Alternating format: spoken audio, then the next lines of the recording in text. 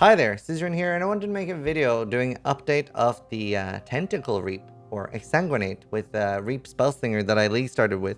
I do want to try to have like a proper build guide for this eventually, but it was a really solid Lee starter, and I just want to talk a little bit. Obviously, we have the Scion POB and the theory crafting thing, and so far I think I'm following that one-to-one.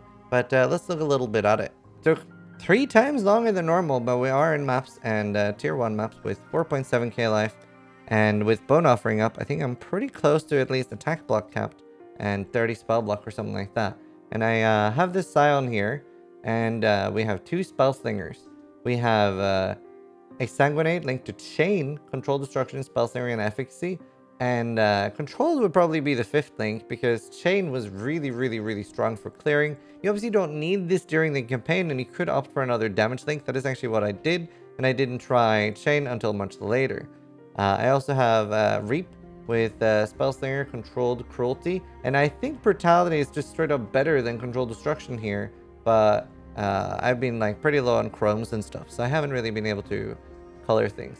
Other than that, I'm playing Trade League at the moment, so what I did was very early buy myself, or you can also swap for a +1 all physical spell skill gems, or same with the shield. So early on, these are like 2 to 3 chaos, and this was 1. You can also, if you find one very early league, remember to swap your like fire or lightning or chaos for the one you need. Sometimes you'll find the swaps. Other than that, the rest of my gear is basically just life and resist, and my boots are very sad, I just realized. But yeah, we have some stuff here, and it's been really good. We can just clear a blood aqueduct in the background here while I'm talking, because I'm obviously a little bit squishy right now. I don't have that much life and gear. And this is pretty much what maps look like as well, like in the early maps. And it's been very enjoyable to play so far. Without Chain, it's a little bit rougher on the clear. And see, sometimes it doesn't load in the tentacles, which is just a bit of a graphical thing. But we have another thing as well.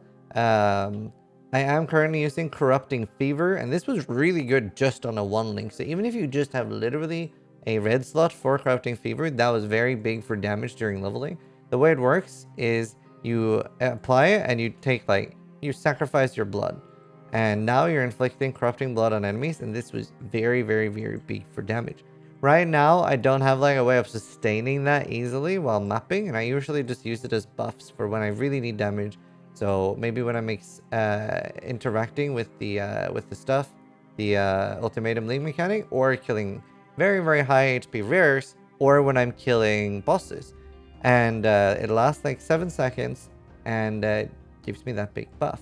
Now, we will be able to maintain that eventually. There's a few things we could do. You could do something like having Life Tap on Smoke Mine, on Flame Dash, etc. And then while you're using movement abilities, you're hopefully going to use enough blood to sustain the buff. I ideally want to have like Frenzy with at least Life Tap, and then maybe Curse on hit and Vulnerability would be another. But I would love to have like a Vuln Ring instead, and then just be able to get a little bit more cost on the Frenzy. Late game, we are most likely going to be self-casting, because obviously Spell Slinger isn't that much damage. But yeah, we will try to do that late game. I've done Merc Lab, and I'm pretty close to Uber Lab already as well. The age of the character is 1 day, 1 hour, and the playtime is 11. And I was stuck around like 6 hours in queue, which is a bit rough, maybe 7. But this is skill tree. It is literally the same as in the predicted video for the non-cluster variant. I've already gotten 1 like base cluster jewel, but I haven't rolled anything yet. And now I'm just going to be going up here, and then maybe just, I don't know, these damage stones are not that great, but there's not much else I can take. Pretty good so far. I would like a 6th link and getting more stuff. Maybe getting a Deafening Essence of Loathing on a helmet for even more reservation to make a 6th link easier. And I don't think I'm going to be able to fit any auras with this at all. The character is called Zizaran Tentacly, and it's now level 80. And very happy with how it's been so far. So just wanted to make a quick update video.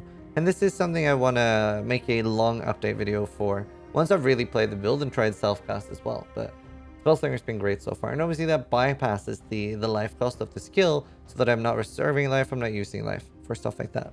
Talk a little bit about leveling. You can use either Ground Slam or Shattering Steel the first like 12 levels, and then I actually went straight into Exsanguinate. This is probably worse than staying Ground Slam or staying with Shattering Steel, but you know what?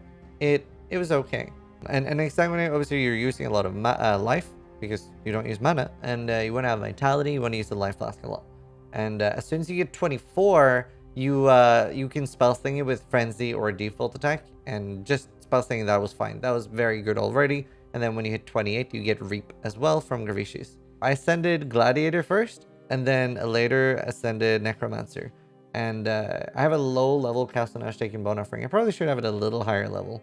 But yeah, that's pretty much the update video. And I hope you guys are enjoying the league since we're able to play now. Thanks so much for watching. And again, thanks for the huge support on Twitch. And yeah, thanks for watching the videos. More importantly, try to disconnect less than I do.